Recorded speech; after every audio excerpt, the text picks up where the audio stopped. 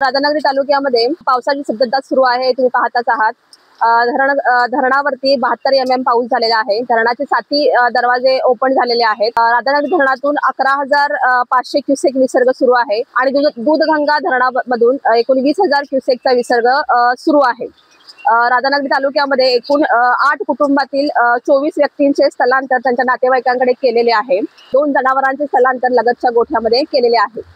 मी राधानगरी तालुक्यातील सर्व नागरिकांना आवाहन करते प्रशासनाच्या वतीनं की जर काही घर पडझड झाली किंवा काही प्रसंग ओढवला तर तत्काळ ग्रामस्तरीय यंत्रणेशी संपर्क साधायचा आहे। ग्रामस्तरीय यंत्रणा आमची प्रत्येक लेवलवरती तयार आहे। तलाठी, ग्रामसेवक, कृषी सहाय्यक असे लोकांना आम्ही सूचना दिलेल्या आहेत। प्रत्येक गावामध्ये निवारा गृह जी आहे ते आयडेंटिफाय करून ठेवलेली आहेत। मागच्या वेळच्या पुरामध्ये जिथे जिथे पूर आला आणि नागरिकांनी स्थलांतर केलेलं होतं त्या नागरिकांनी सर्वांनी अलर्ट राहायचं आहे, अलर्ट मोडवर राहायचं आहे आणि तत्काळ असं काही प्रसंग आढळल्यास तत्काळ ग्रामस्तरीय यंत्रणेशी संपर्क साधायचा आहे। आता आज कोल्हापूर जिल्ह्यामध्ये ऑरेंज अलर्ट दिलेला आहे, बाकीच्या जिल्ह्यामध्ये ग्रीन हे आहे, अलर्ट आहे।